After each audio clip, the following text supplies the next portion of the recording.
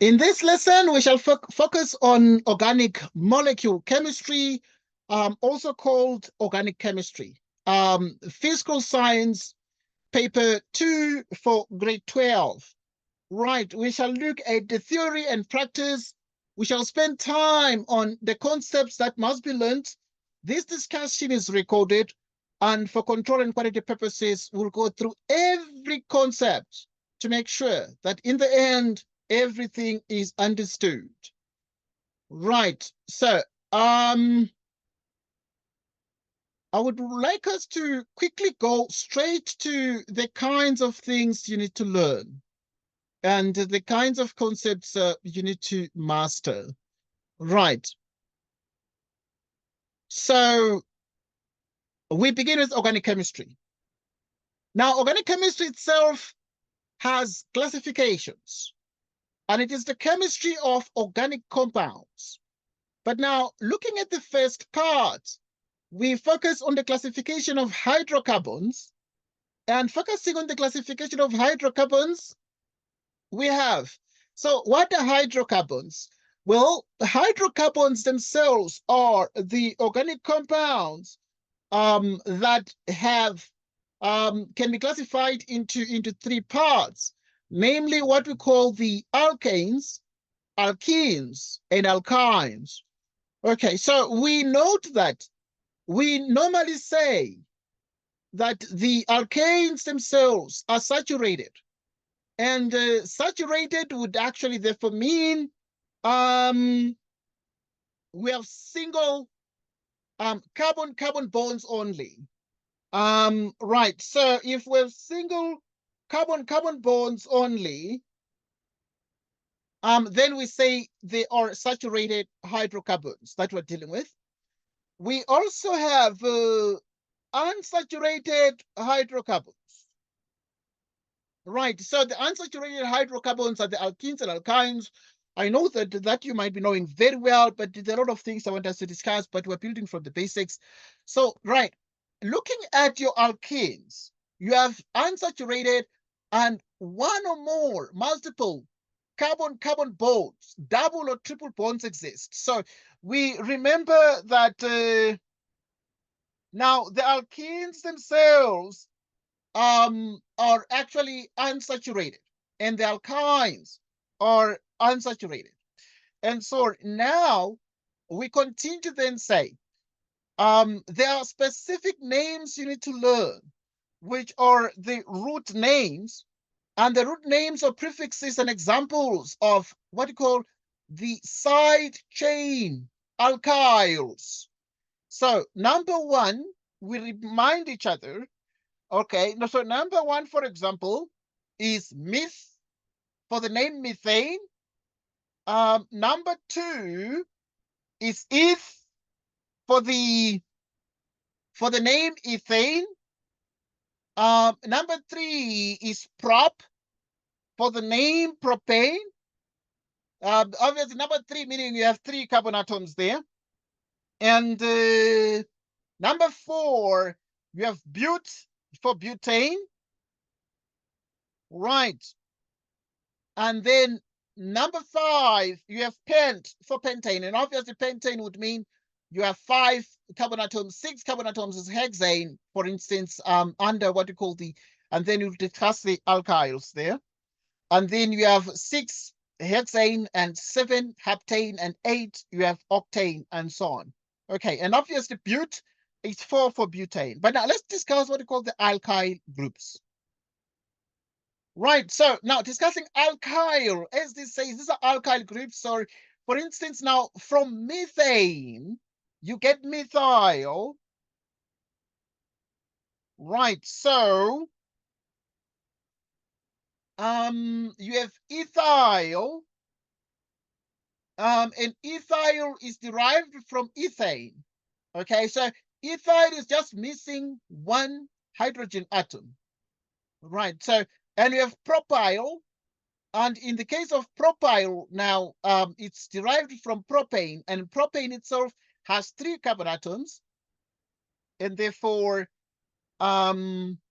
with butyl, right? Butyl is 4 carbon atoms, right? So, okay, so you note that butyl is 4 carbon atoms. Well, obviously, we know that we have removed just one hydrogen atom from butane to get butyl. Okay, so we continue. Now, I want us to discuss the summary of what we call the homologous series, because it's very important that you're aware of the homologous series that underpin these things. And at this point, you have your alkanes. What is the general formula of alkane? Okay, I want us to discuss all these at the same time. For instance, the alkanes have the general formula CN H2N plus 2. What is the functional group of alkanes? Now, the functional group of alkanes would be carbon-carbon single bond. And you have, obviously, the rest of the bonds there. And this is the functional group. So in other words, you can think of this as the functional group of the alkanes.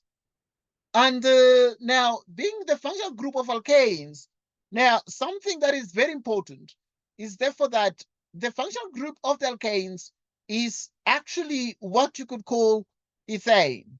Okay, so we continue. Right. We have an example. Right, an example will be propane, for instance. Right, so an example will be propane. And then we have the structural formula of a given example. Right, so this example propane would have like 3 carbon atoms, and therefore it would be, and this is the structural formula of propane. And the name ending suffix would be "ane" for the alkane. Okay, good. Okay, these things are recorded, so you'd have access to this. I'm gonna make sure that I post this recording and our discussion at the end of our discussion. Okay, let's discuss about alkenes briefly. What is the general formula of alkenes? It's CnH2n. Right, and the functional group, you can view this as what you call ethene. So obviously we have the double bond there between 2 carbon atoms. Okay, and then you have the example of that is propene, and the propene itself has obviously either way, propene will always have the double bond attached to carbon 1. Okay, always it would be attached to carbon 1. Okay, right. Something you need to note there. Okay, let's continue. Next, so yeah, the name ending for the alkene is, for the alkenes is "in", E-N-E, which is the name ending of the alkenes. And this describes the organic molecules with double bonds. Okay, now they are the triple bonded organic compounds. And the final group of the alkynes is CnH2n minus 2. Okay, yeah, because you see, I'm here to discuss, I'm here to ask you questions, etc. on these things. We're here to look at past exam questions, but yeah, we're still reminding each other. And then, so you need to like pay attention, because I'm going to ask you to like participate before I give you some of the answers to the questions, to the past exam questions we shall do. And then now we have the functional group of the alkynes. Okay, first and foremost, the general formula we said is CnH2n minus 2. So these alkynes have minus 2. The alkanes have plus 2. The alkenes have just H2n. Okay, the example.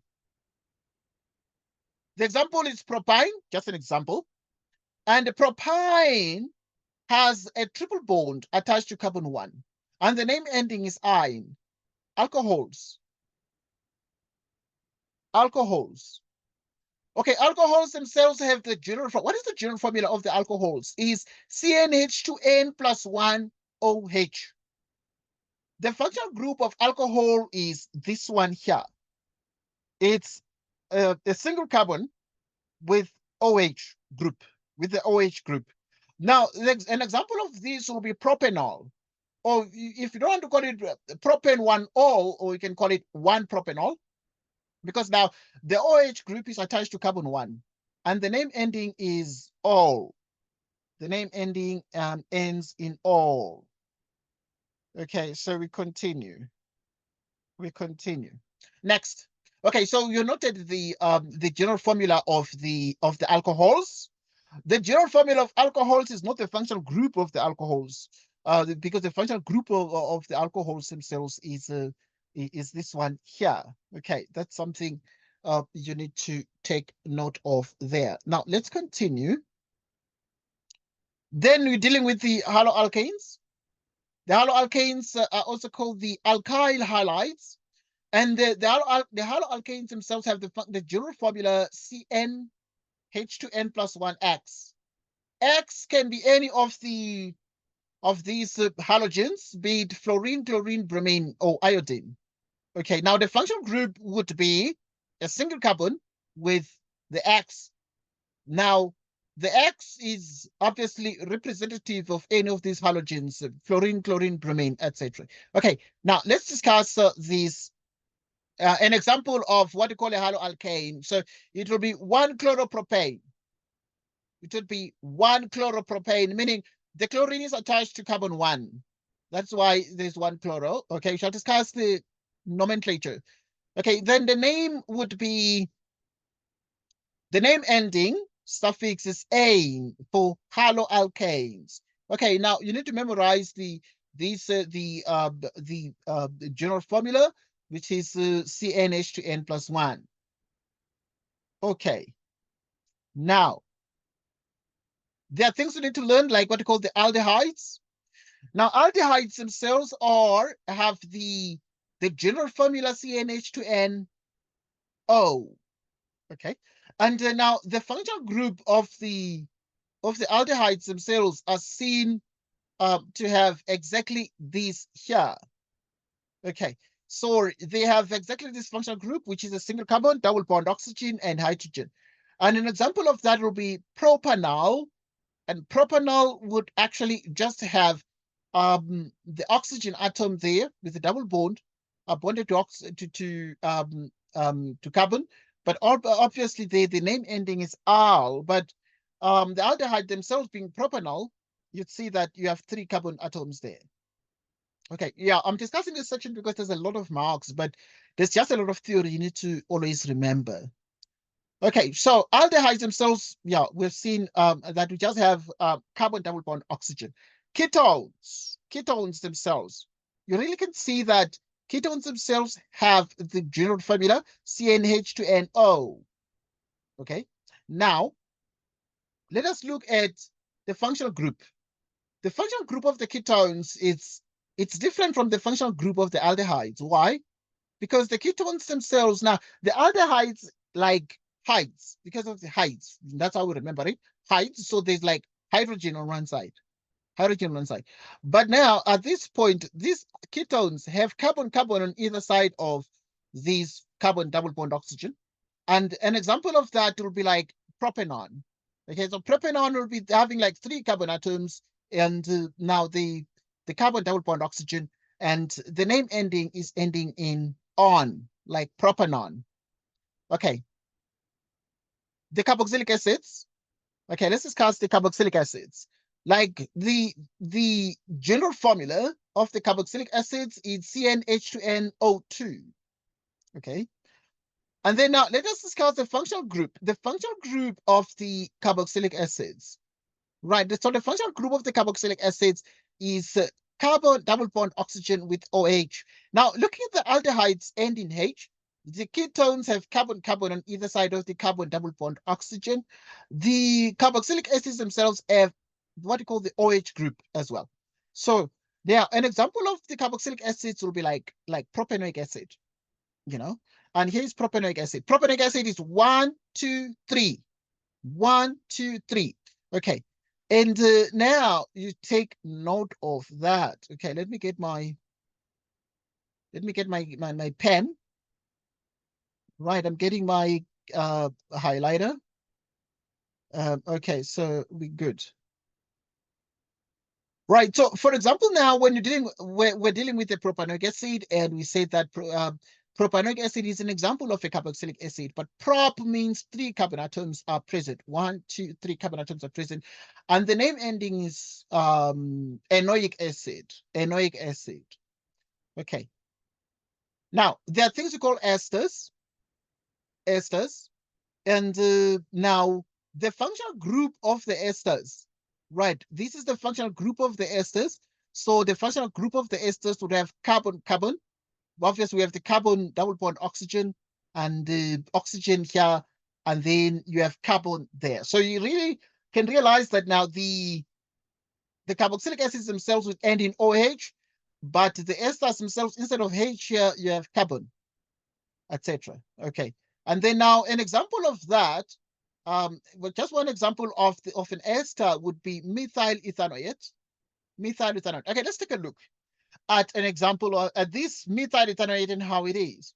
So now we can see now here is the methyl group, right? The methyl group is sitting here, and the methyl group is derived from methane with just 1 carbon atom. And then now the ethanoate group has 2 carbon atoms there. And the name ends in noyate. Noyate. Okay, let's look at a couple of examples. Right, there are examples of organic molecules that we need to learn and remember. Examples of organic molecules, which are ethane, propane, and methanoic acid. Okay, let's look at methane. Methane, okay, this is supposed to be typed at the bottom, so that it's C2 at the bottom, H6. Okay, this would be ethane with 2 carbon atoms and 6 hydrogen atoms. Okay, now you have what you call the chloropropane, 1 chloropropane.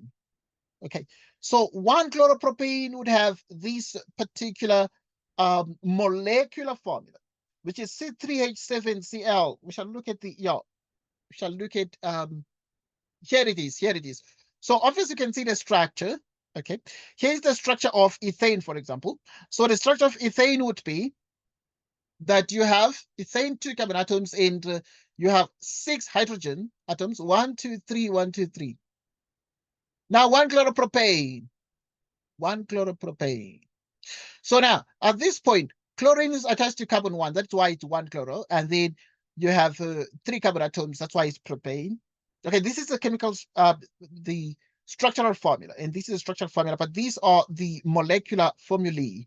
Methanoic acid, like meth for 1 carbon atom, and then you have the rest of this. So now we saw that carboxylic acids themselves have OH, right? And then the carbon double bond oxygen. Okay, now the molecular formula, a chemical formula that indicates the types. Now we're defining a molecular formula to say what is a molecular formula. Often that is not examinable because it's too basic, but let's discuss together. What is a molecular formula? How do you define a molecular formula? It is a chemical formula that indicates the types of atoms and the correct number of each atom in a molecule. It indicates, is the chemical formula that indicates the types of atoms and the correct number of each atom. So now you have the type of the atoms and the number of each atom in a molecule. Examples are C2H6. Okay, which is ethane. C2H6 is a molecular formula. So this formula, it's actually a chemical formula. It is a molecular formula, which is the chemical formula that indicates the types of atoms and the correct number of each atom. The type of atom and the correct number of each atom there. So the examples are C2H6, which is for ethane.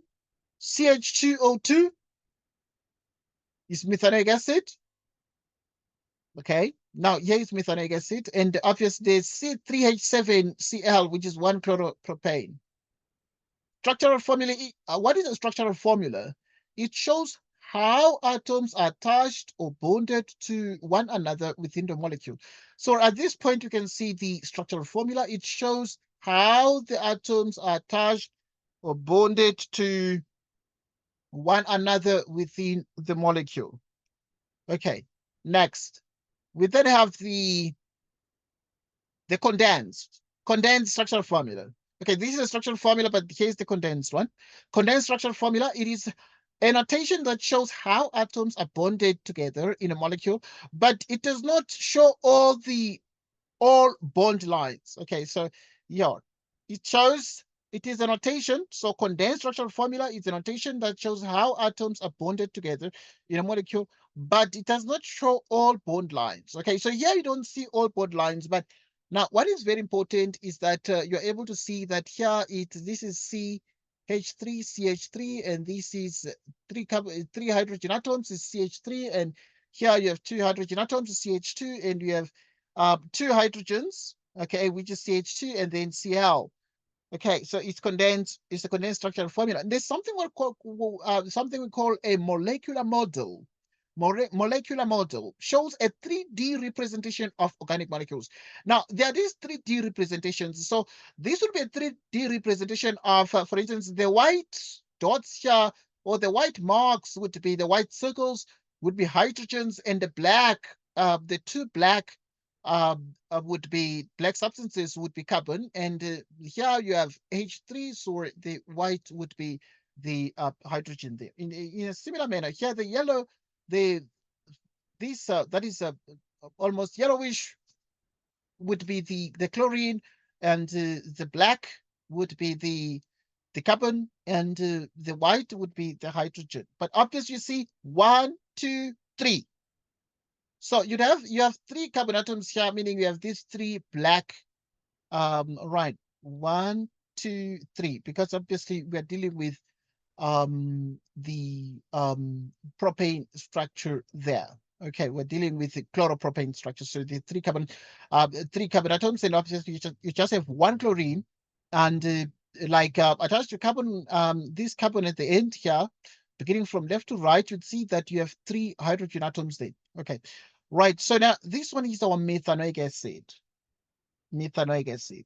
Methanoic acid, you can see that we see it with one carbon. But now this one is its condensed structural formula. So it is H, this is the structure, and this is the condensed structural formula, and then condensed. But now you can see HCOOH. So this is the condensed structural formula. And then the molecular formula would be that one there. Okay, in terms of at this point, you can see that the red would be the black would still be our carbon. The white would be our hydrogen, and the red would be our oxygen there. Next. So we have chain length and boiling point and melting point of hydrocarbons. Molecules from nonane to eicosane are not examinable. Okay, so we note what is examinable, what is not, because this is a lot. But now the molecules from nonane to eicosane are not examinable. So now let's revise. Saturated hydrocarbons, or what we call alkanes. The alkanes are saturated. The others are unsaturated, which are the alkenes and the alkynes. Now, at this point, the name would be methane for CH4.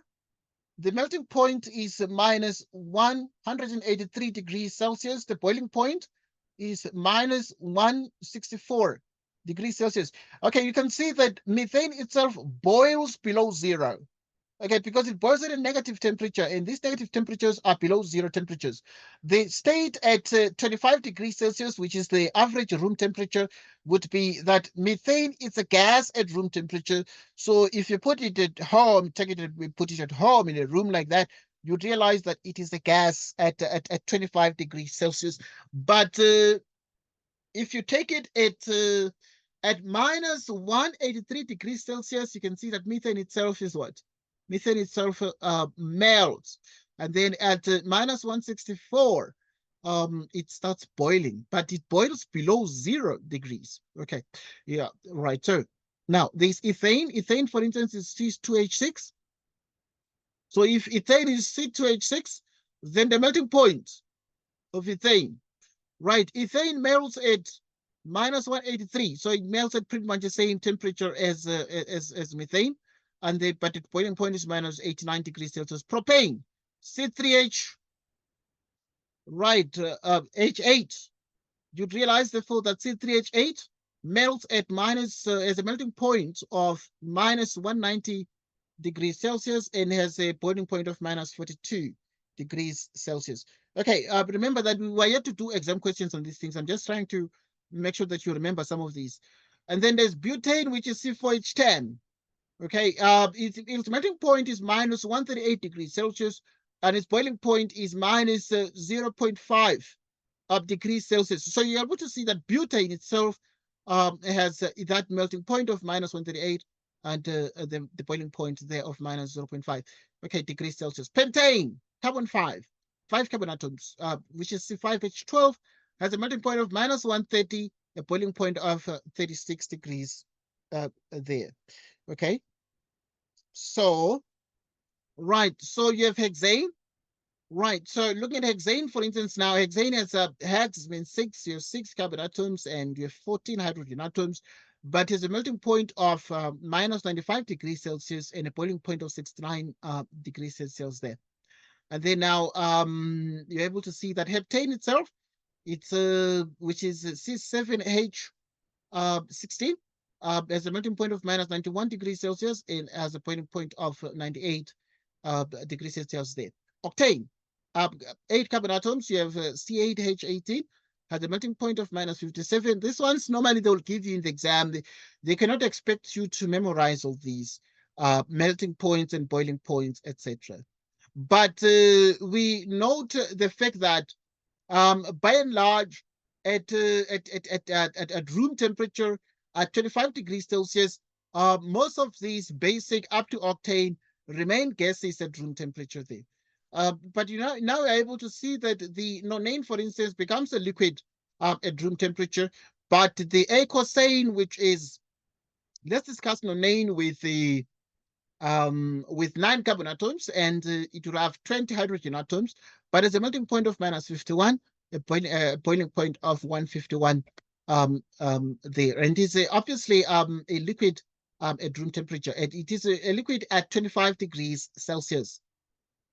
Okay, let's look at decay. Decay, which is 10 carbon atoms, but we'll have 10 carbon atoms, will therefore in turn have 22, will therefore have 22 hydrogen atoms, and there's a melting point of minus 30. Right, so it will have a melting point of minus 30 degrees Celsius and a boiling point of exactly that figure there. Right, so decay would have once again a boiling point of 171 degrees Celsius, and we understand it to become as well a liquid at room temperature at 25 degrees Celsius, or to remain on average at room temperature there. So we continue. Right. So that's decay, which is carbon 10. Undecaying, which is carbon 11. 11 carbon atoms. So if you look at the chain that is 11 carbon atoms, it's the undecaying, because decaying is 10, and then undecaying is 11 carbon atoms, but it will in 10, we shall look at the structures, but it will have 24 hydrogen atoms, and the melting point is minus 25 degrees Celsius, and the boiling point is 196 degrees Celsius. And understand this to become a liquid at right. And then so we continue. Okay, dot decay needs carbon 12 carbon atoms, and now the chain that is 12 carbon atoms would have 26 hydrogen atoms, and the melting point is minus 10 degrees Celsius. The boiling point is 216 degrees Celsius. The state at 25 degrees Celsius is liquid. Eicosane.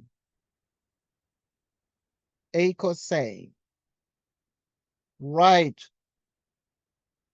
Okay, we continue. Right now, okay, eicosane, it's 20 carbon atoms, and we'd have 42 hydrogen atoms, and the melting point is 37 degrees Celsius. The boiling point is 343 degrees Celsius, and the state at 25 degrees Celsius would be solid. Okay, I want us to discuss the trend in the boiling in the melting points. Okay, you can see that from methane, the melting point is 183, is minus 183, and then it actually it increases. It increases. So you can see that as the chain length increases, the melting point also increases. Okay, you can see it increases from minus 183 degrees Celsius to 37 degrees Celsius. The boiling point of methane is minus 164 degrees Celsius, and the boiling point is therefore 343 degrees Celsius there. Okay, they stayed at 25 degrees Celsius. We understand that ecocene itself becomes a solid there. Okay, I want us to discuss the things that are very important. There's bonding in organic chemistry and the types of bonds in organic molecules. Let's discuss what we call the van der Waals forces. The van der Waals forces. Okay, so now there are things we call the homologous series. And so now we've discussed the homologous series, but we're yet to discuss them in detail. Okay, the intermolecular forces acting on the homologous series. Okay, so what intermolecular forces act on the homologous series? Alkanes, alkenes, and alkynes. What kinds of forces do they have? Okay, so we understand that they actually basically have what we call, right, London forces. So we understand therefore that the alkanes, alkenes, and alkynes actually are mostly held together by what we call the London forces. Right. All right. So the aldehydes. Let's discuss aldehydes.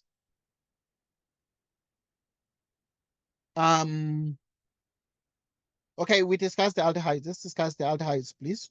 We're just discussing the theory. Okay, the aldehydes, ketones, and haloalkanes are held together by what they call the London forces, but also they have what they call the dipole-dipole forces.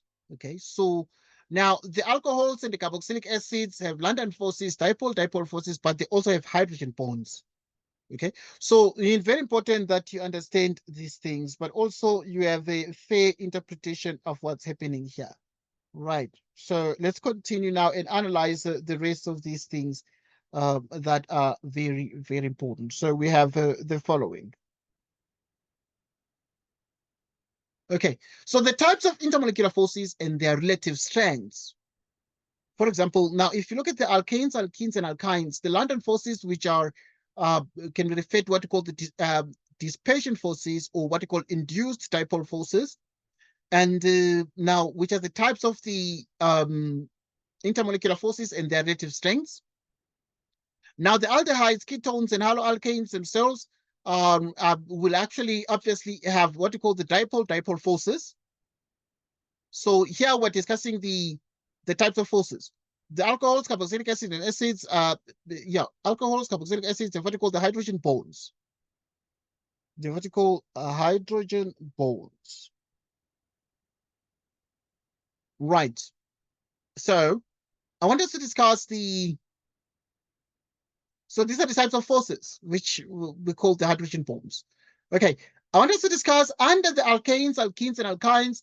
I want us to discuss what we call the strengths, the relative strengths. We call them relative strengths in terms of which one is the strongest, which one is the weakest. So the weakest intermolecular forces, right? The least amount of energy is required to break these intermolecular forces. So these London forces are the weakest. London forces are the weakest intermolecular forces that obviously are there in the alkanes, basically, alkenes and alkynes. So now the London forces and the dipole-dipole forces. Let's discuss the dipole-dipole forces. They are stronger than London forces. So dipole-dipole forces are stronger than London forces, but weaker than the hydrogen bonds. More energy is needed because hydrogen bond is required to break these intermolecular forces than with London forces, but less than with hydrogen bonds. So yeah, we're saying dipole-dipole forces are actually stronger than London forces, but they're weaker than hydrogen bonds. These dipole-dipole are weaker than hydrogen bonds. More energy is needed, right? To break these to break these dipole forces. But hydrogen bonds is required to break these intermolecular forces than with London forces. Anyway, the structuring of this sentence was not appropriate here, but the point we're trying to put across is that the dipole forces themselves are much stronger than the London forces. So you need a bit more energy to break the dipole forces than it is to break the London forces there. Okay, so next.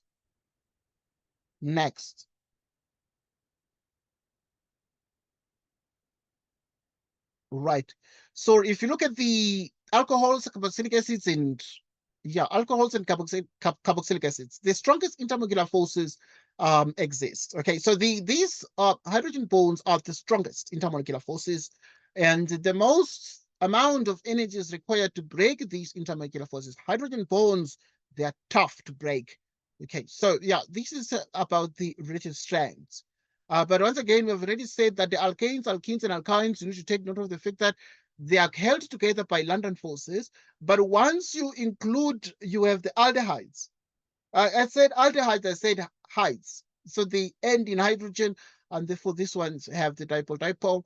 The ketones have dipole-dipole, the haloalkanes as well. Okay, so but now the alcohols and carboxylic acids, these ones have OH, and now these ones have what they call the hydrogen bonds. And the hydrogen bonds are tough, they're difficult to break. In particular, they're the strongest intermolecular forces that exist. Okay, let us discuss what we call the van der Waals forces explained.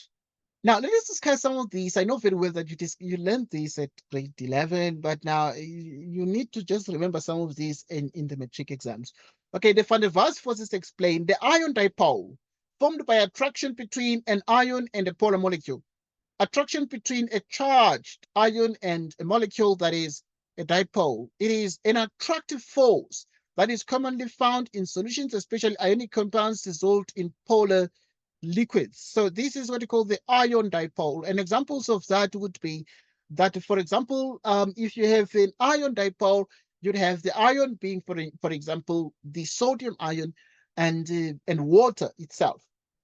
So yeah, it's an example of what we call the ion dipole. And we're discussing the van der Waals forces here. So ion dipole would be this. So an ion and a polar molecule. So water itself, we can actually refer to water as a polar molecule because water itself, we have to look at the structure of water. But yeah, water has 2 hydrogen atoms and therefore it has 2 partially positive ends. So an ion and a polar molecule. So this is an ion and a polar molecule being water. So that is what we have. Ion dipole. So ion is coming from the sodium ion, and then water is dipole because there's 2 hydrogen atoms and therefore it is plus plus. That's why ion dipole. Okay. Now, after the description of that, I repeat this. You say it's an ion and a polar molecule. This ion and a polar molecule.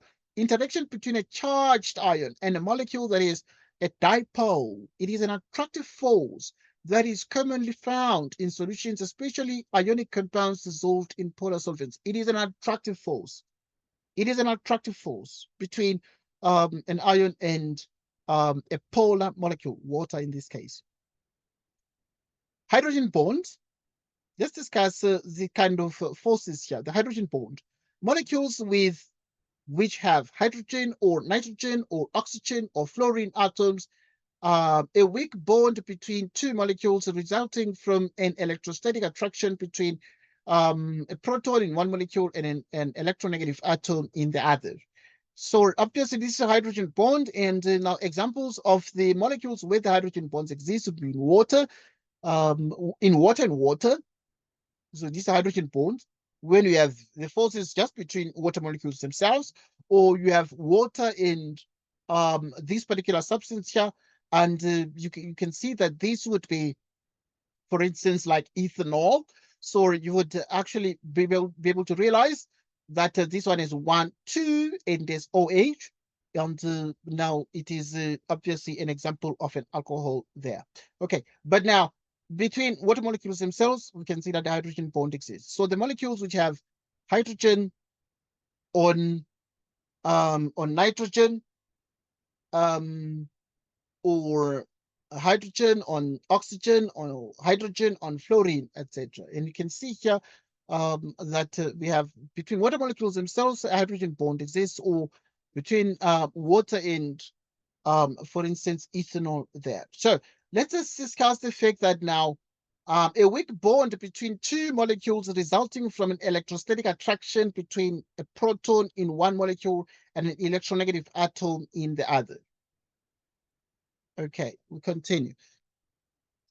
We continue.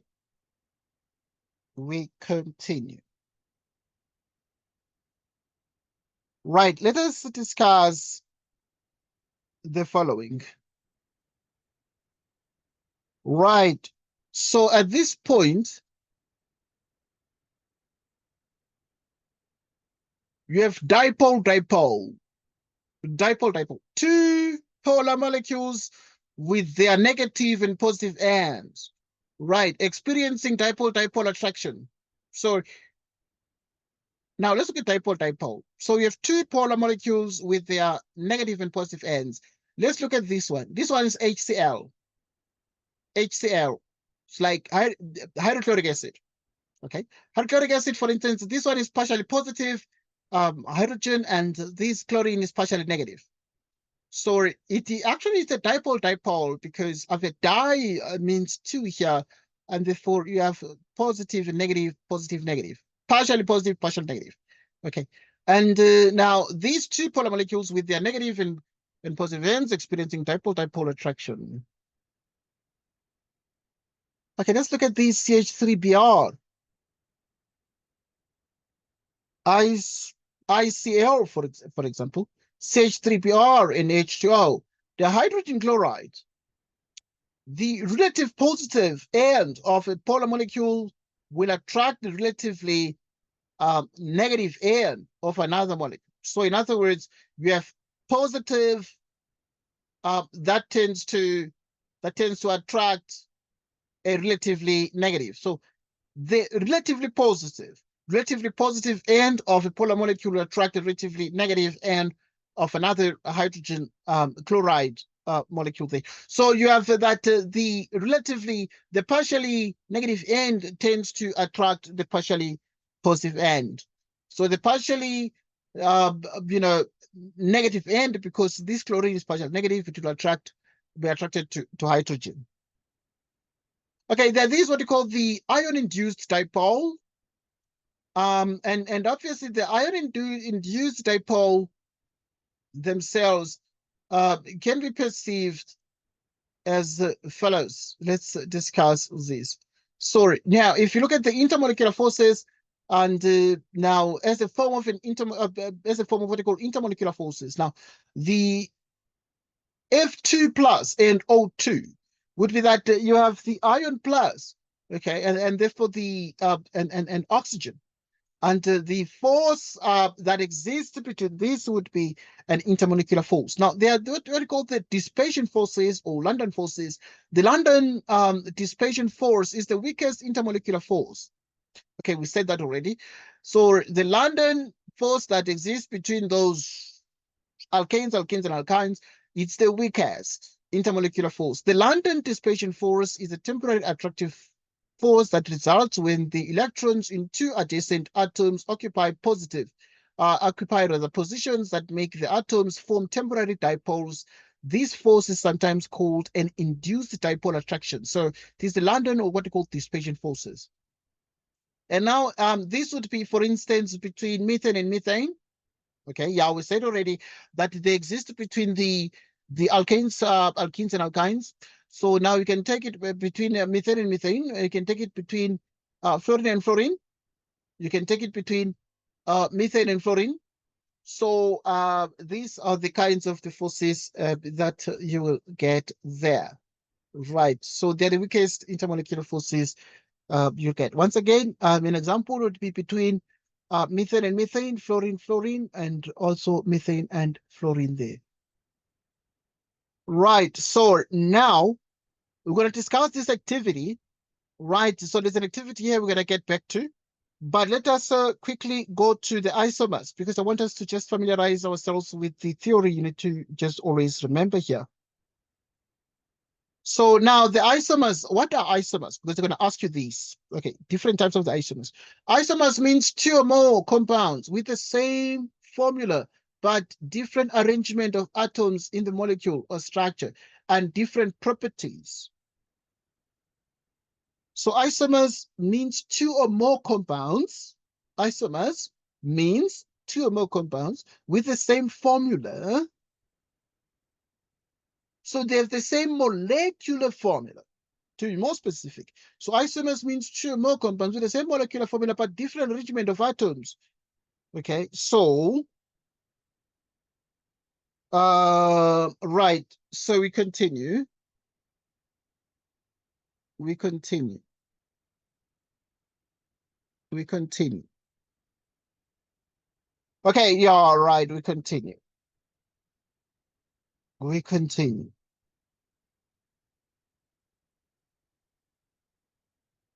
Right, so, okay. So, but now we need to remember, okay,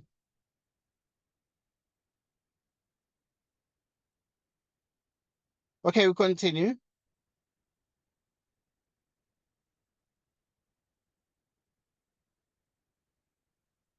Okay, right. I was saying here, the isomers means two or more compounds because they can ask you to define isomers. What are isomers? Means two or more compounds with the same molecular formula, but a different arrangement of atoms in the molecule or structure and different properties. Yes. So we continue.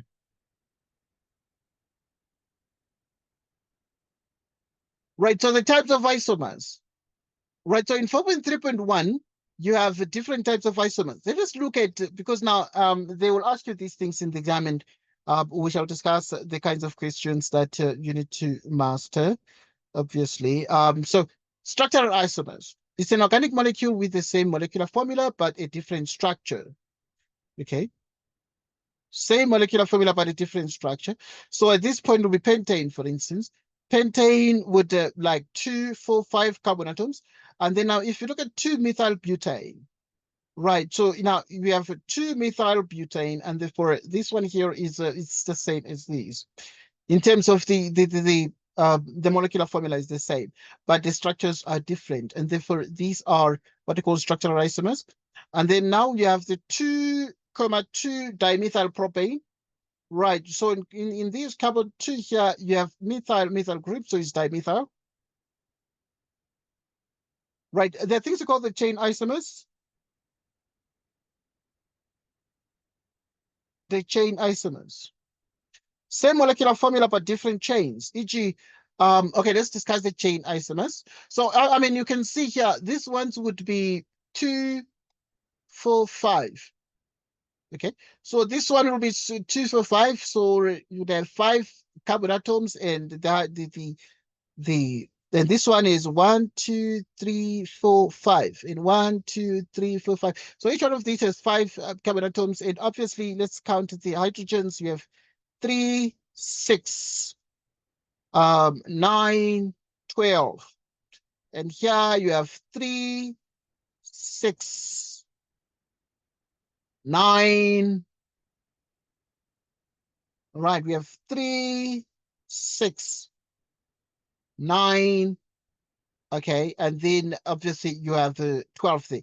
Okay, but yeah, you see, this one is not supposed to be there. Okay, so it's just a type of thing. This hydrogen is not supposed to be there.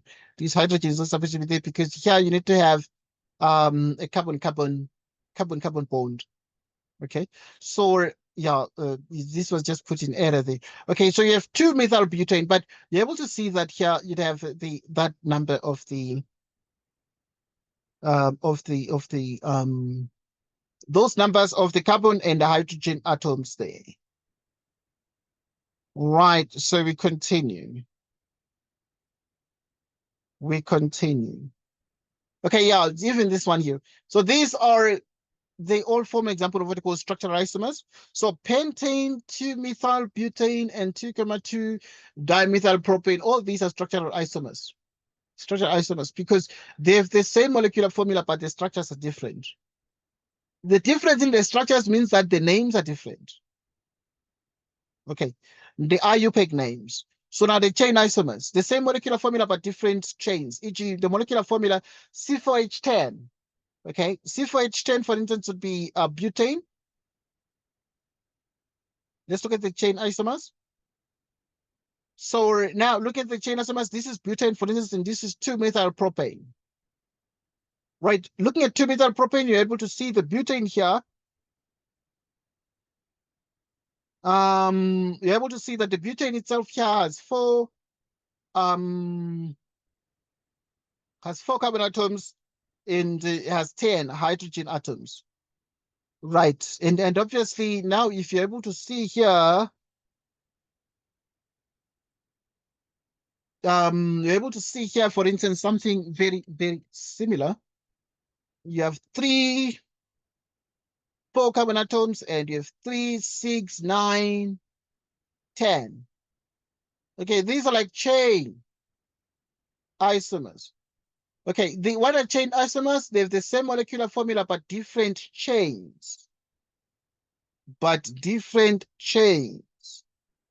So, and these therefore become what we call the chain isomers. The molecular formula is the same because it's C4H10 for each of these, but the chains are different. And obviously the difference in the chains means the names are different. Okay, there are things we call positional isomers. This is what we call positional isomers.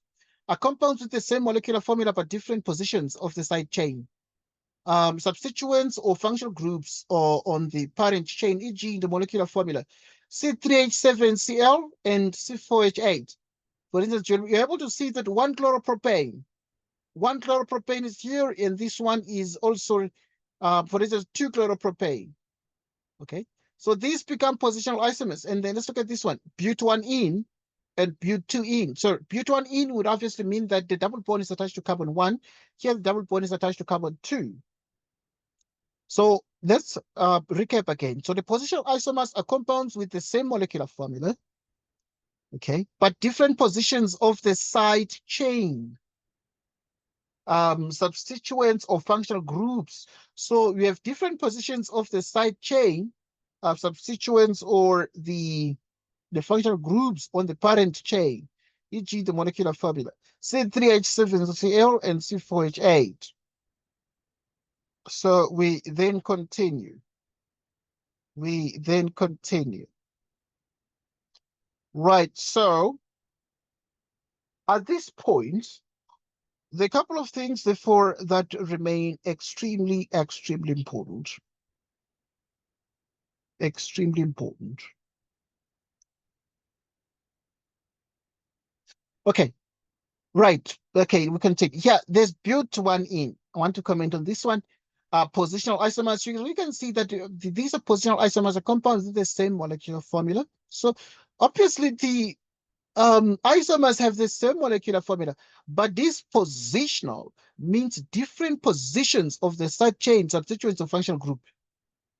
So now this particular functional group or side chain, right, or substituent or functional group on the parent chain. Now the parent chain here would be the carbon 3 chain, and the Cl, the chlorine here, it's attached to carbon 1, it's attached to carbon 2. So these are positional isomers. These are positional isomers. But obviously here they become positional isomers as well because of the position of the carbon of the double bond there. Okay, something you need to take note of. So yeah, but1-ene and but2-ene are positional isomers. Okay, let's discuss the notion of what you call the position of the chlorine in the first molecule and the second molecule. I want us to discuss looking at the fact that seeing the position of the double bonds in but1-ene and but2-ene. Functional isomers, let's discuss functional isomers, are compounds with the same molecular formula, but different functional groups. So these become functional isomers. Okay. We continue. Okay, we continue. So functional isomers are compounds with the same molecular formula, but different functional groups. functional isomers have different functional groups, but the molecular formula is the same. E.g., the molecular formula C2H4O2. Okay, C2, 1, 2, H4, 1, 2, 3, 4. So it's referring to the structure, and then O2 is 2 oxygen atoms. Okay, now if you look at the methyl methanoate,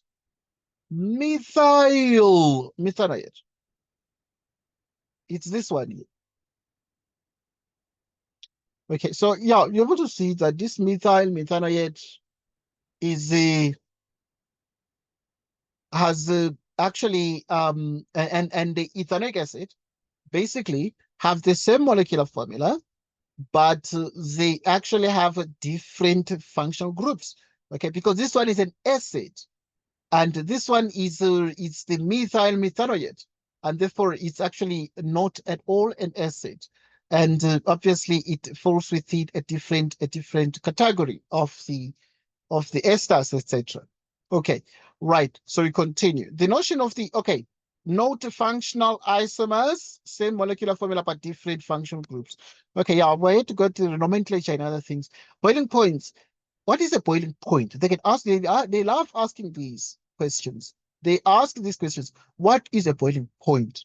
Is the temperature at which the vapor pressure of a substance equals the atmospheric pressure. Boiling point is the temperature at which the vapor pressure of a substance equals atmospheric pressure. I'm going to send you these things. You need to remind yourself, but you need to write them like repeat. The way you learn definitions is to write them again and again and again and again. Write. So boiling point is the temperature at which the vapor pressure of a substance equals atmospheric pressure. The stronger the intermolecular forces, the higher the boiling point. The stronger the intermolecular forces, the higher the boiling point. Okay, let's look at what is the melting point? What do you mean by the melting point of a substance? It is a temperature at which the solid and liquid phases of a substance are at equilibrium.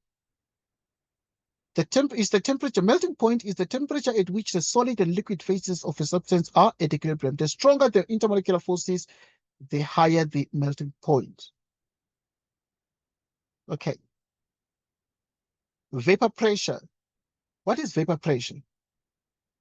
It's the pressure exerted by a vapor at equilibrium with its liquid in a closed system. The stronger the intermolecular forces, the lower the vapor pressure.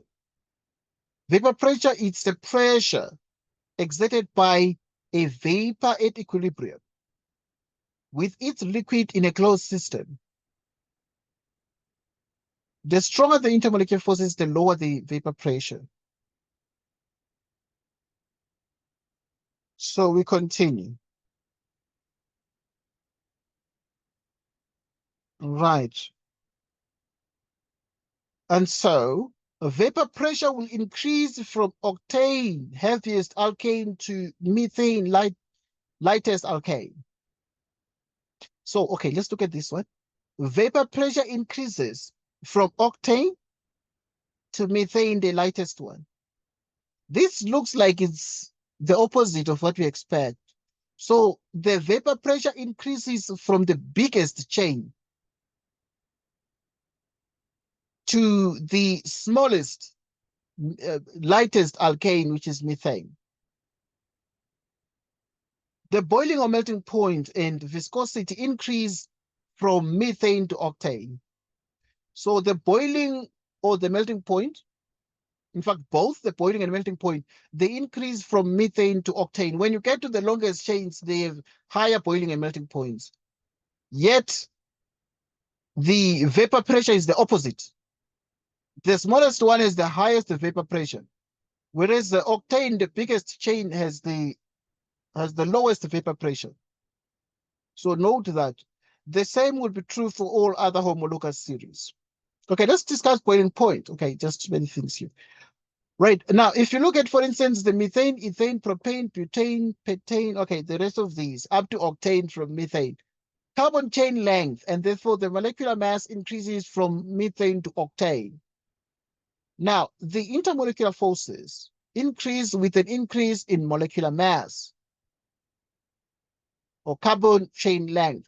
So the intermolecular forces tend to increase with an increase in molecular mass. So when the heaviest structure would have the strongest intermolecular forces. Now, the stronger the intermolecular forces, the more energy will be required to break them.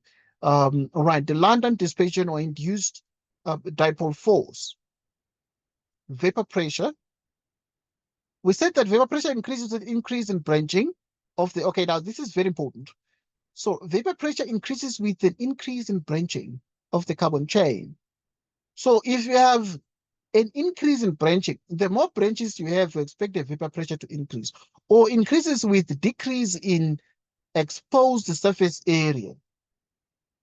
Right, so we continue. We continue. All right, so vapor pressure decreases from 2,2 dimethyl propane to pentane, for example.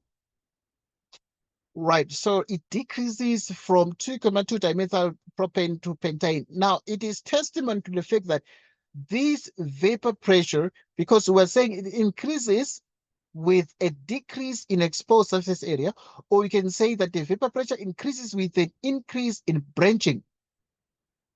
The more branches you have, then you expect the vapor pressure to be higher. So obviously you can see that 2,2 dimethyl propane has too many branches, and pentane has just one chain, just one branch. So you then say that it increases with an increase in branching. So the vapor pressure, therefore, we say it decreases from the 2,2 dimethyl propane to pentane, because pentane is a single chain. The converse is also true for the vapor pressure of a straight chain isomer is lower than that of its branched isomer. Methane that, okay, from methane to octane right through, okay. Now, carbon chain length, and therefore the molecular mass increases when moving from left to right, from left of arrow to right, above to the right, along from methane to octane. Okay, we say methane is lighter, has a smaller molecular mass, but octane has a larger molecular mass. So we are saying here the molecular mass increases. So the lowest chain would have the largest molecular mass. That's the point, or a much larger molecular mass. Intermolecular forces increase with an increase in molecular mass or carbon chain length. Okay, so we continue. Intermolecular forces increase with an increase in molecular mass or carbon chain length. Okay, so if you have a heavier substance, then we expect it to have stronger intermolecular forces. The stronger the intermolecular forces, the more energy will be required to break the intermolecular forces, or what you call the London forces. So we continue. We continue. We continue. Right. Okay. Let's discuss the notion. So we're saying the stronger intermolecular forces, the more energy will be required to break the intermolecular forces, what you call the London dispersion induced dipole force. Boiling or melting point and viscosity increase from methane to octane. The same will be true for all other homologous series. Let's discuss this one. Vapor pressure. It decreases with an increase in molecular mass. So vapor pressure is the opposite of what we expect.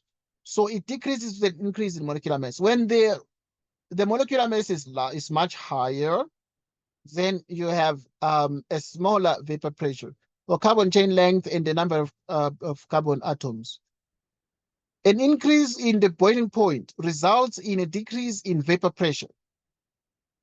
An increase in the boiling point. So if the boiling point is higher, it means the vapor pressure is much smaller, right, from methane to octane. Therefore, the compounds with a lower boiling point will have a higher vapor pressure. e.g. petrol, which has a lower boiling point than water, which have a higher vapor. Methane, ethane up to octane. Vapor pressure will increase from octane to methane. So the vapor pressure is going to increase from octane to methane. So the vapor pressure increases in the opposite direction from the biggest chain, octane, to the smallest one. So the smallest one, like methane, would actually have a very high vapor pressure. Okay, let us consider the structural isomers of C5H12, okay, which is pentane, for example, okay, which is 3, 6, 9, 12. Okay, C5H12 and these. Okay, these we refer them as structural isomers. We refer them as structural isomers. Right, so now let us continue. Right, having these structural isomers, then we have the following here. Right, so these structural isomers, which are pentane and the 2-methylbutane and 2,2-dimethylpropane. Okay. Now let's just discuss these notions, the vapor pressure. This will decrease with an increase in branching. It will decrease with an increase in branching of the carbon chain. So the more branches we have, we say the vapor pressure tends to decrease, or this will decrease with the decrease in exposed surface area. The converse is also true. The boiling point of a straight chain is higher than that of a branched chain. So the boiling point, right, so we have that the boiling point of a straight chain is higher than that of a branched chain. I repeat, the boiling point of a straight chain is higher than that of a branched isomer. Right. We continue. We continue.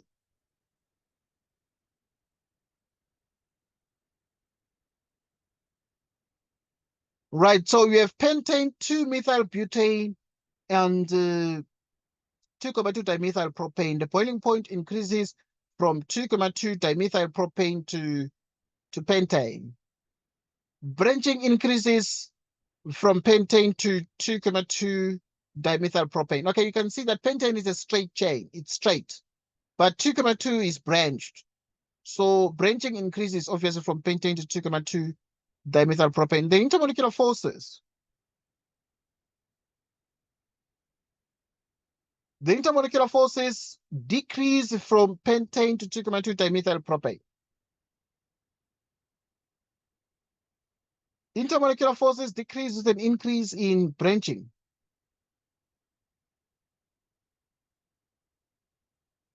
Okay, the intermolecular forces decrease with an increase in branching. The weaker the intermolecular forces, the less the amount of energy. Yes, please. Say, can I ask Uguchi? Yes. Can I ask Uguchi when in molecular force? Yes. Like it's on in London. That yes, means London forces. Yeah. Which are the weakest forces? Okay. Yeah. Which that means that is a decrease because of the weak force. Okay, yeah, that is what obvious, because you're saying the intermolecular forces decrease from pentane to 2,2 dimethyl propane. So you are able to see therefore that if we're saying the intermolecular forces decrease from pentane to 2, so obviously, in other words, if you go to 2,2, it means that you'd have weaker forces. Okay, because the intermolecular forces would decrease here in the branch structure than in the straight one, you know? So in other words, the branch structure would have weaker forces, and therefore would be easier to break the branched one than the straight one.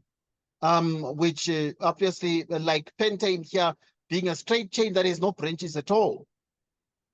Sorry, and Yeah, so obviously, yes. in other words, when the branches are increased, the intermolecular forces is decreasing. Yes, correct. That is what this is saying. Right, that is what this is saying. Okay, because obviously it can be a little bit confusing, and you need to obviously be able to see that. Okay, be able to see that. I'm happy. Thank you. Just note that. Make sure you do not forget that, because you understood it well that way. Okay, because kids get confused here. Right. So now the intermolecular forces decrease with an increase in branching.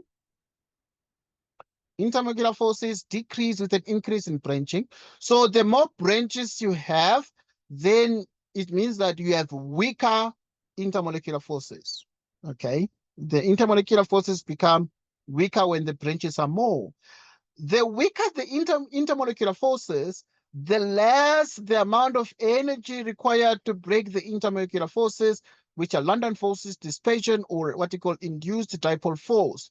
Boiling or melting point and viscosity decrease from pentane to 2,2 dimethyl propane. So we're saying the boiling point, melting point, and viscosity decrease from pentane to 2,2 dimethyl propane.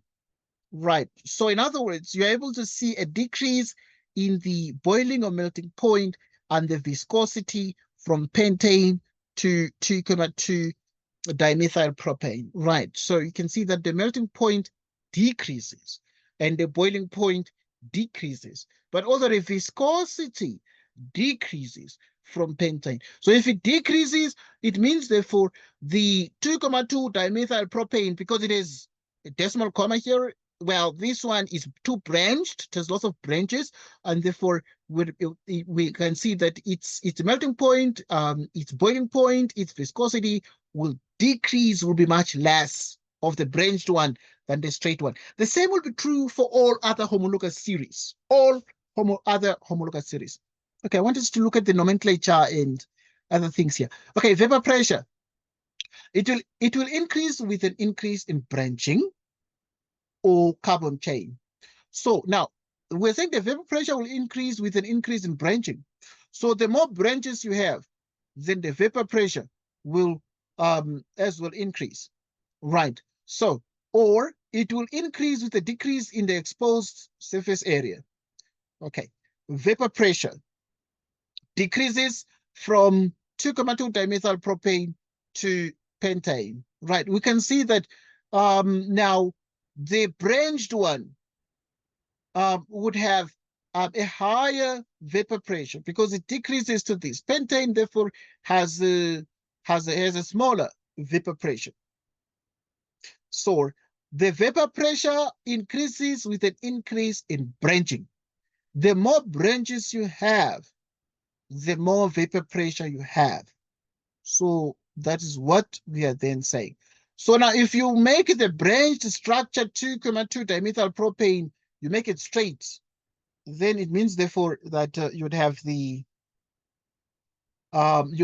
a decrease in the vapor pressure. Okay, the converse is also true. The vapor pressure of a straight chain, like pentane is a straight chain isomer, is lower than that of its branched isomer. So now the straight chain isomer has a lower vapor pressure than the branched one.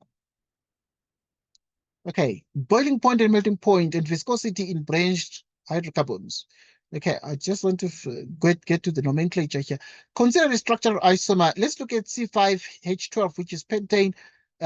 These are, once again, we are looking at them here. These are the structural isomers. Structural isomers of pentane. Okay, you need to obviously not confuse them with the functional isomers. We saw the positional isomers and so on. Okay, now we've already discussed those, but we had to look at like exam questions on this. Pentane, 5 carbon atoms. Okay, but yeah, the 2 methyl butane and 2,2 dimethyl propane. Boiling point increases from 2,2 dimethyl propane, these are just examples, to pentane. So you can see that the boiling point increases from 2,2 dimethyl propane to pentane, meaning that this pentane is gonna have a higher boiling point. And this one, because it has too many branches, will have a much smaller boiling point, and they're obviously much smaller melting point. Okay, I want us to look at the fact that pentane, 2-methyl butane, and okay, they've just taken these examples here, this, that, and that, which is pentane, 2-methyl butane, 2,2 dimethyl propane. I'm going to send you this video because I was saying too many things here, and in the end, you can forget, you see. Right, branching increases from pentane to 2,2 dimethyl propane.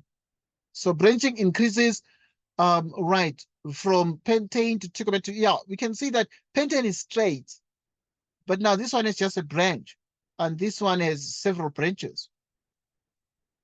So we can see that the branches increase from pentane as we move across the screen here. So the intermolecular forces decrease from pentane to 2,2 dimethyl propane. So the intermolecular forces do what? They decrease from pentane to this. So in other words, these ones here, the intermolecular forces are decreasing. So the more branches you have, then the weaker the intermolecular forces. The intermolecular forces decrease with an increase in branching. Intermolecular forces decrease with an increase in branching. The more branches you have, like here, it means that the intermolecular forces will decrease. It means, therefore, then you are likely, if you have decreased, then you have the weakest forces. You have the weakest forces, which mostly become those London forces. Right. So you have the weaker the intermolecular forces, the less the amount of energy required to break the intermolecular forces, well, the London dispersion or induced dipole force. Okay, so the weaker the forces, then it means that you need less amount of energy to break the intermolecular forces. Okay, now boiling or melting point and viscosity decrease from pentane to 2,2 dimethyl propane. The same will be true for all other homologous series.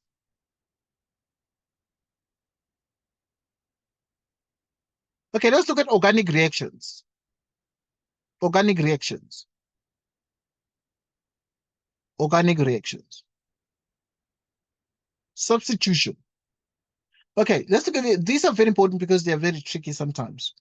Okay, the kinds of reactions we need to learn: substitution, hydrolysis, elimination, halogenation. So for instance, I mean, if you look at the fact that if you start with an alkane, right, you start with an alkane, you can be able to get to a haloalkane through substitution. If you start with an alkane and it undergoes elimination, cracking, then you can break an alkane to an alkene and an alkane. Okay, now if you start with an alkane, then you can be able to convert an alkane to an alkene through elimination, which is what they call also dehydrogenation. Right, by removing dehydrogenation, by removing hydrogen, you can convert an alkane to an alkene. And also, okay, very nice scheme here. Right, so if you have an alkene double bond, you can make it a single bond by the addition or hydrohalogenation. Okay, so in other words, you can have a halogenation, which is addition there.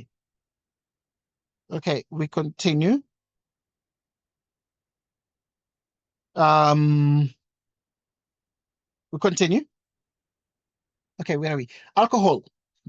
Alcohol can be converted to esters through what we call esterification. If you have an alkene, you can convert to an alcohol through addition. halogenation. Alcohol can be converted to alkene through elimination, which is dehydrogenation. Okay, so yeah.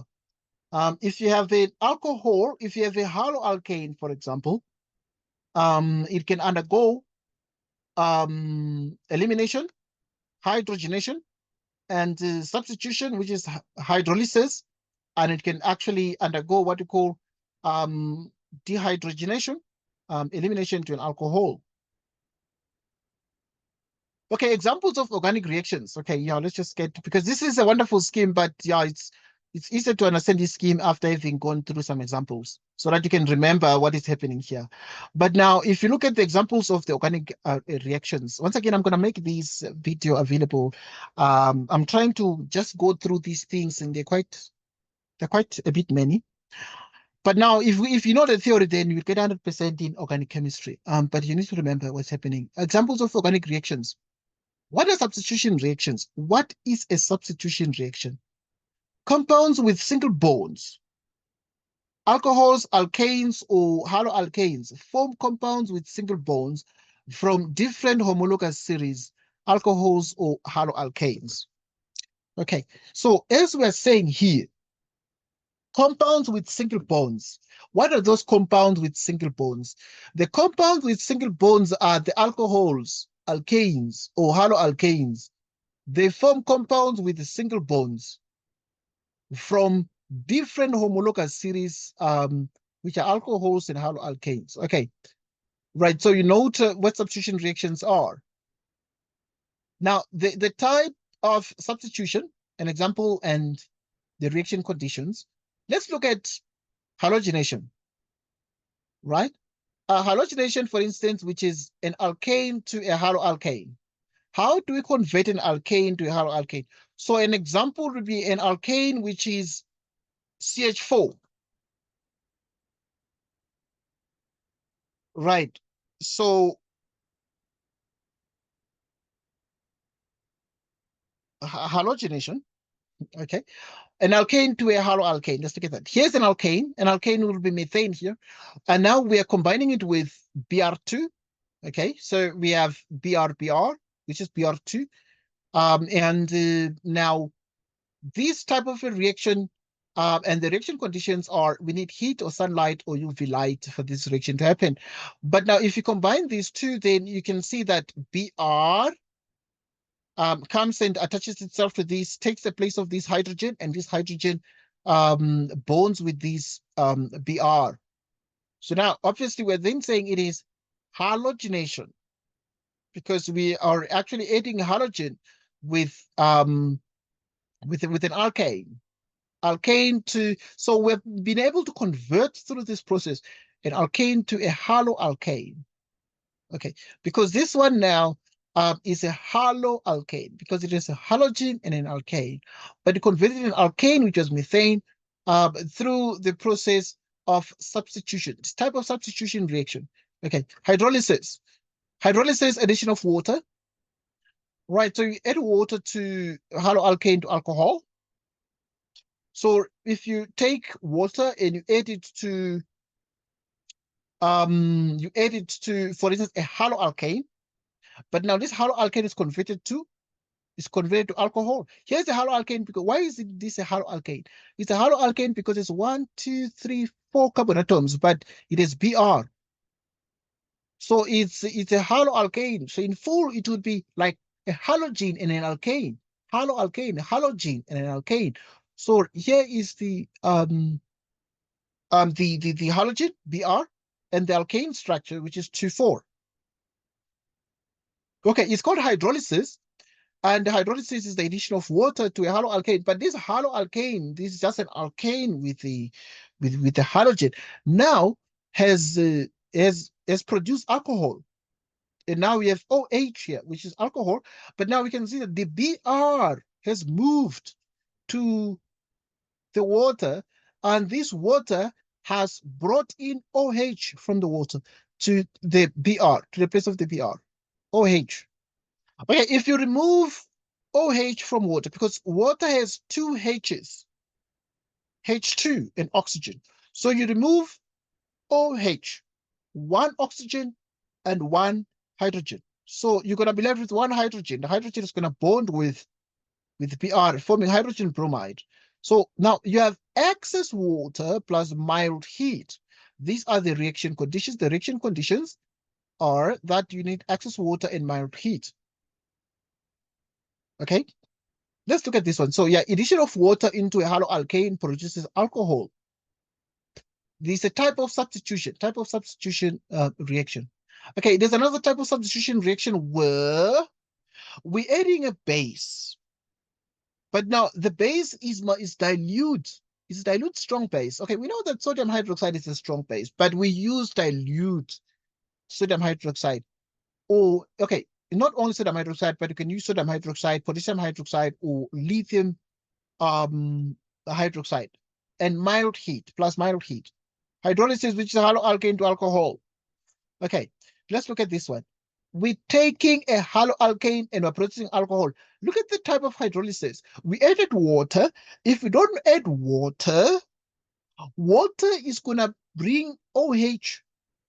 And if you remove one OH from water, we're left with H. Once again, it bonds with Br to form hydrogen bromide.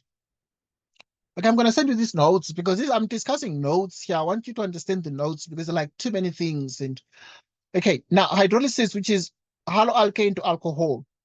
So at this point, you can once again perform hydrolysis by adding what? Sodium hydroxide to a haloalkane. How do you see a haloalkane? You see a halogen and an alkane, single bonds here. And then now you're able to see, okay, now the OH is going to come here from the sodium hydroxide. The OH is going to come here. And then now you have the Na, the sodium, and the sodium is going to be bonded with Br, forming sodium bromide. But we're using what you call a dilute strong base, sodium hydroxide, potassium hydroxide, lithium hydroxide in mild heat. Alcohol to haloalkane. Alcohol to haloalkane. Okay, let's look at this kind of substitution reaction where we're now taking alcohol, because this we can see it as OH is alcohol, but now it has two carbon atoms, and because it is ethanol, then it's ethanol, it's a form of alcohol. Then we take hydrogen bromide, we add to this ethane with alcohol with OH, which is we call ethanol. And now the reaction condition is that you can see that it's heat. We need UV light for the halogenation, or sunlight or heat, and the rest is mild heat for the haloalkane to alcohol. Haloalkane to alcohol requires mild heat. But now here, if you take hydrogen bromide and you add to alcohol, it produces what? So you can see that the Br is going to come and sit here, and the H2O is going to be formed. So, right, you can see that alcohol can be converted to a haloalkane. Alcohol can be converted to what? A haloalkane. And this conversion requires heat.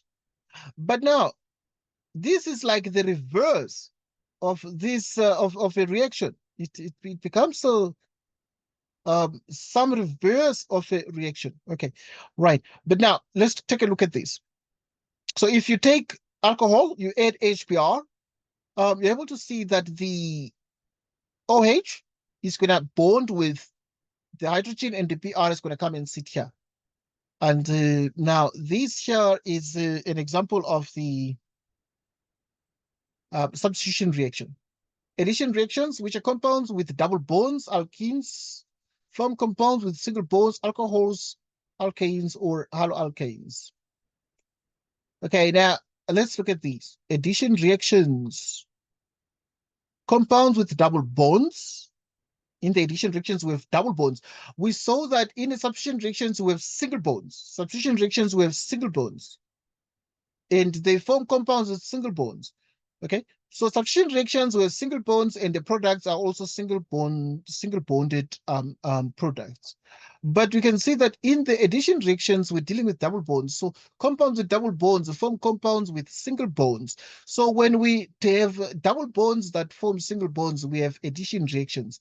Okay, and now the single bonds of the products themselves become alcohols, alkanes, and haloalkanes. Let's take a look at this. Type of substitution reaction, hydration.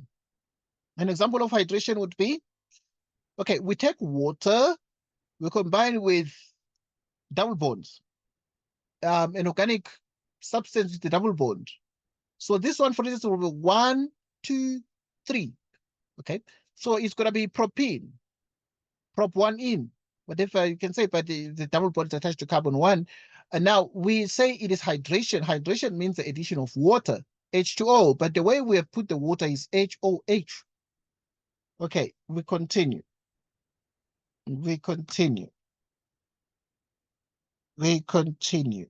So we have the following. Right. We continue. We continue. The reaction conditions, excess water, small amount of acid. Okay, the reaction conditions, we need lots of water. So excess water, there must be enough water here.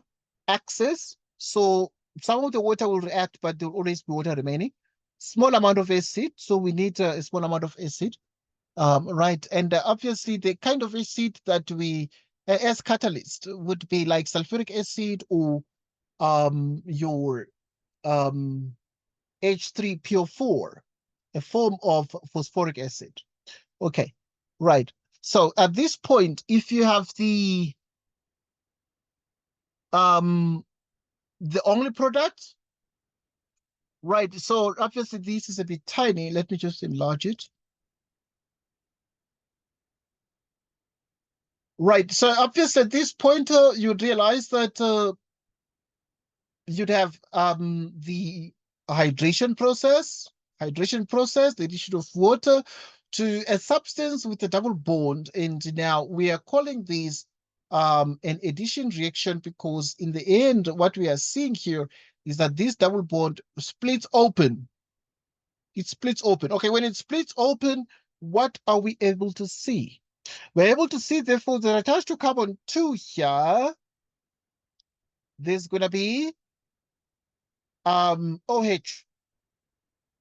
And the hydrogen is going to come here. You remember that rule? You remember Markovnikov? Okay, this is called Markovnikov's rule. Markovnikov's rule. Right, so you have that the hydrogen is bonded to the one, because now in this reaction, this carbon has two hydrogens, and therefore the hydrogen is going to be bonded to carbon 1, and then carbon 2 is going to actually receive the OH group. Okay, which is obviously what we're going to get there. Okay, let's continue. Halogenation. Halogenation as in terms of the addition of a halogen to a double bond. So this is called an addition reaction. So taking double bond, we're adding like Cl2, ClCl. But now you really can see that unreactive solvent. So we can see that obviously what happens is that one chlorine is bonded to carbon 1 and the other one to carbon 2. So ClCl. Hydrohalogenation. Okay, we continue. Hydrohalogenation. Right, so obviously now it's hydrohalogenation. Hydrohalogenation means that you're adding HBr. Okay, I'm trying to increase the size of this. Hydrohalogenation, it's this one here. So hydrohalogenation, now you're adding HBr. Hydrogen and halogen. Halogen is bromine. Right, so but now obviously you can see that now at this point, this bond is going to break. This is an example of an addition reaction. But now at this point, the hydrogen is going to be bonded to the to carbon with the most hydrogens according to Markovnikov's rule. And therefore now you have the Br, it's going to be bonded here. And this is the only product, and this one is not formed. Okay, so, and now we have no water, unreactive solvent, which those are the conditions there. Let's look at hydrogenation. We can add hydrogen. Okay, hydrogenation, if you add hydrogen, is an example of what we call an addition reaction. Hydrogen is added to a double bond, and therefore this constitutes called addition reaction, and then this double bond breaks. And this hydrogen, and then platinum. Platinum is the catalyst here. So obviously the kind of catalyst will be your platinum, your palladium, your nickel as catalysts. Okay. So yeah, with halogenation, which is hydrogenation. Okay, you're adding lots of hydrogen there. Okay, and the hydrogen will break the double bond, making the product a single bonded product. Okay, a single bonded product will constitute what we call the an alkane. So converting an alkene to an alkane, and requires a catalyst. The catalyst is platinum, etc. Nickel, we've seen that. Elimination reactions, I want us to run through this. I know that we're not going to have the whole night, yeah, but elimination reactions are compounds with single bonds. Elimination reactions, they occur with single bonds and they form double bonds. So if you take a reaction, you're adding a substance to a single bonded reactant, and you get a double bond, that is called an elimination reaction. So obviously you are eliminating, you are removing. Elimination is removal. Right, so you're removing something from it. Right. So we continue.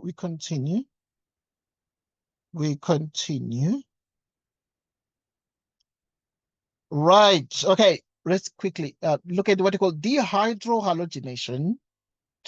This dehydrohalogenation, so we have an example. Let's look at this one.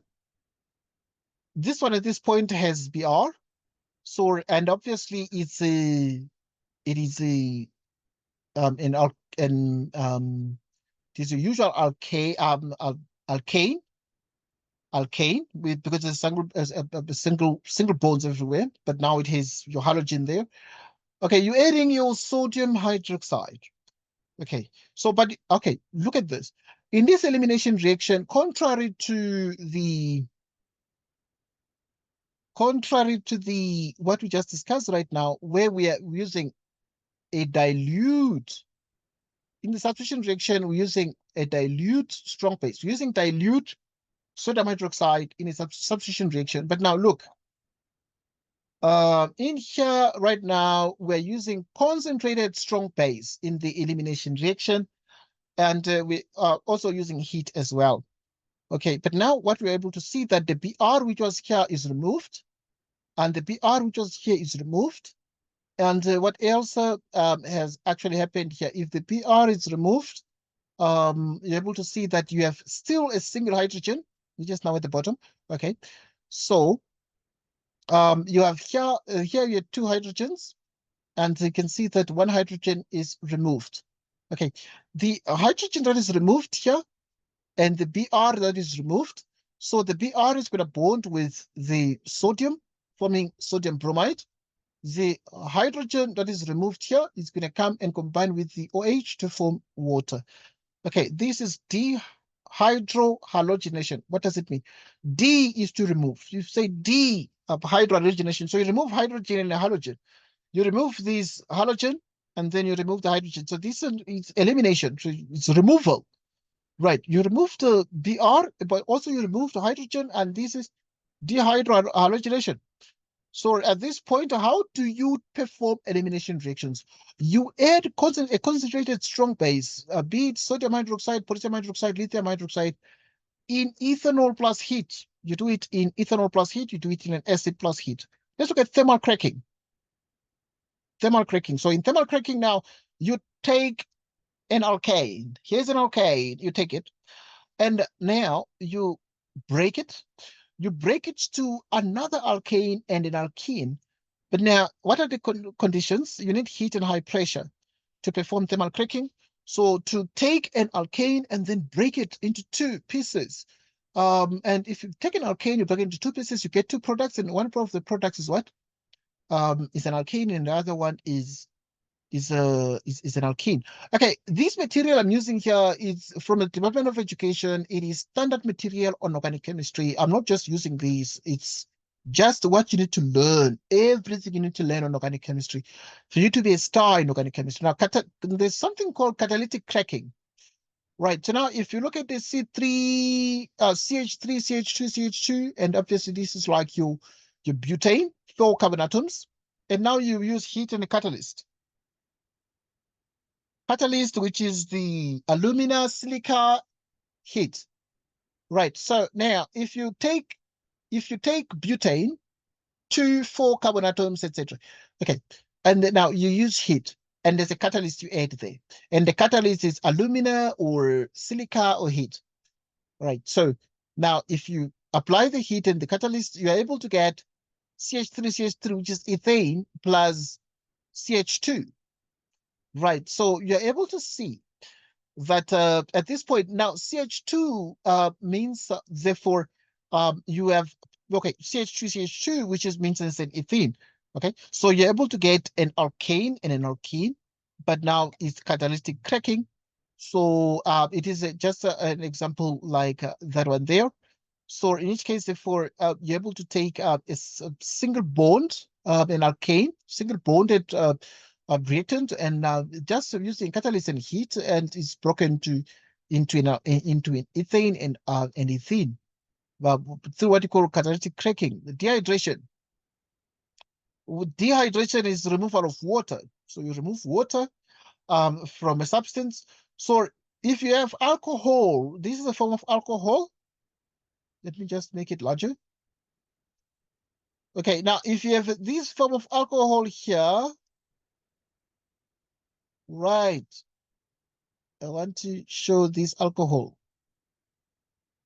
Okay, this one is a form of alcohol. I want to remove water from it. What is the name of this alcohol? 1, 2, 3, 4. So yeah, you have 4 carbon atoms and you have OH. Okay, you add sulfuric acid into this alcohol, and then you remove water. Water is one of the products, and you have the major product using what I call Markovnikov process. Markovnikov's rule. Okay, now H2SO4 is a dehydrating agent. So sulfuric acid, it removes the water. But now if it removes the water, how does it remove the water from alcohol?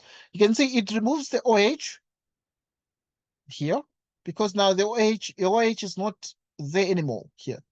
But what you're able to see is that another hydrogen is removed here. This hydrogen is removed because now you have a hydrogen here. So this OH and hydrogen is going to form H2O. Dehydrating agent. Sulfuric acid and the form phosphoric acid and heat. Okay.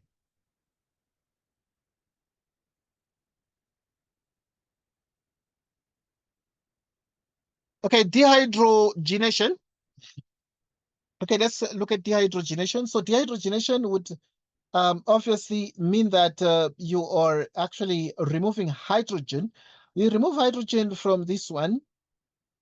From propane, for example, you remove hydrogen, and if you remove hydrogen, then it breaks, you get what you call the CH2, and this would be an example of your hydrocarbon with a double bond, meaning it's an alkene, and hydrogen. Okay, the catalyst here in the dehydrogenation, the removal of hydrogen, is platinum.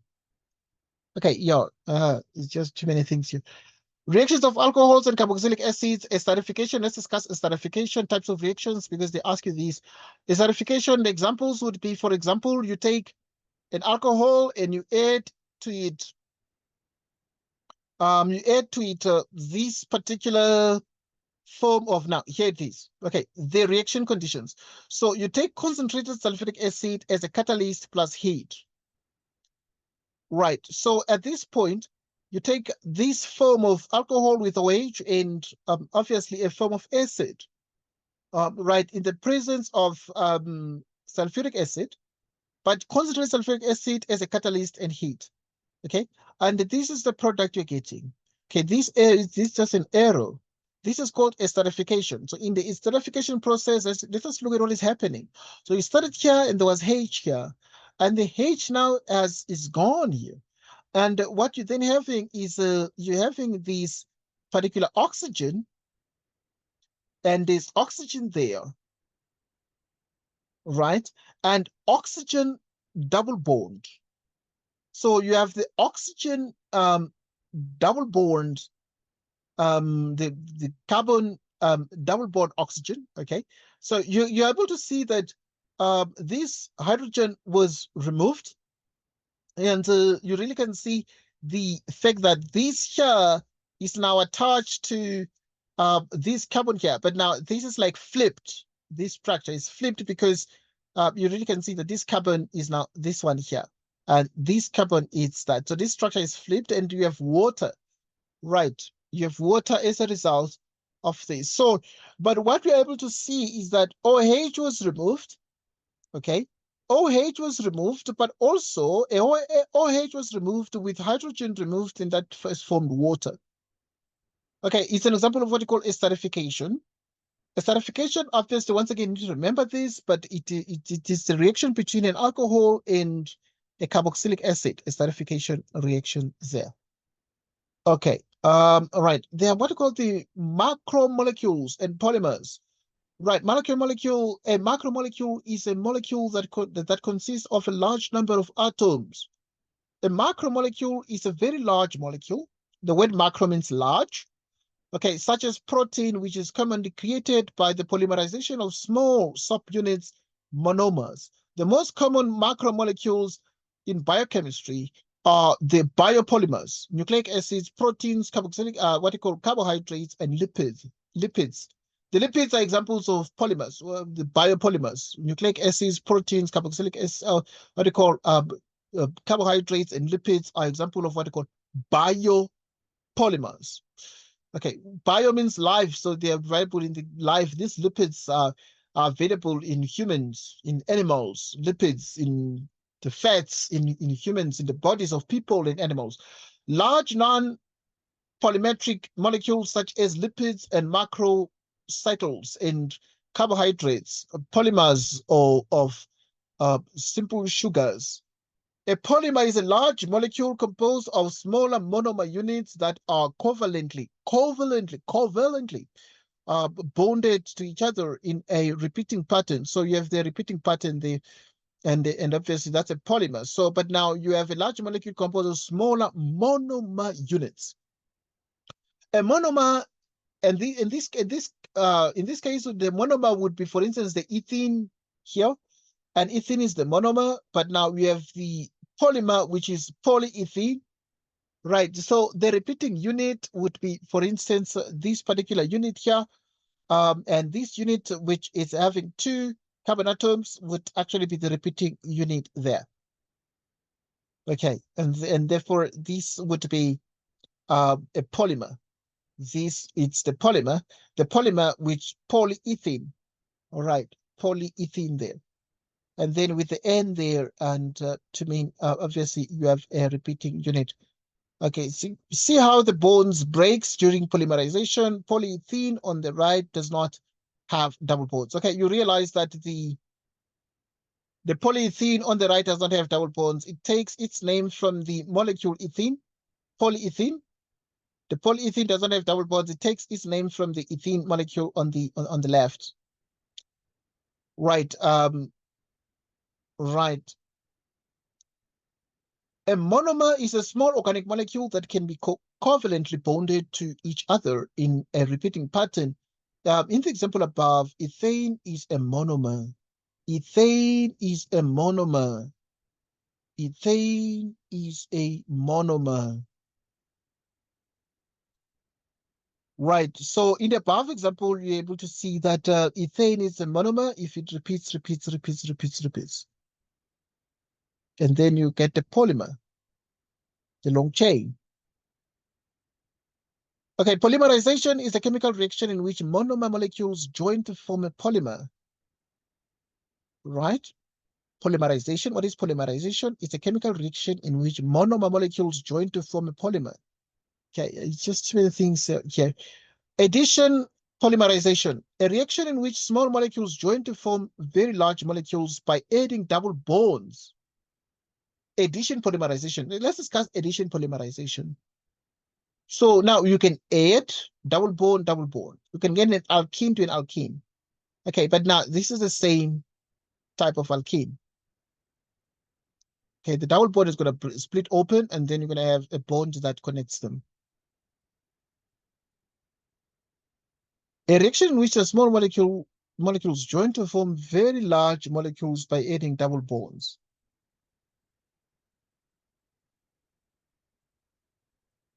Condensation polymerization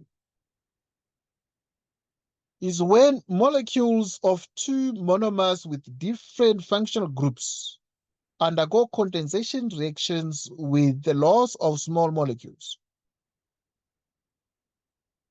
usually water. A carboxylic acid monomer and an alcohol monomer can join in an ester linkage. In an ester linkage, they are all joined by ester linkages. The polymer chain is a polyester. Let's discuss this.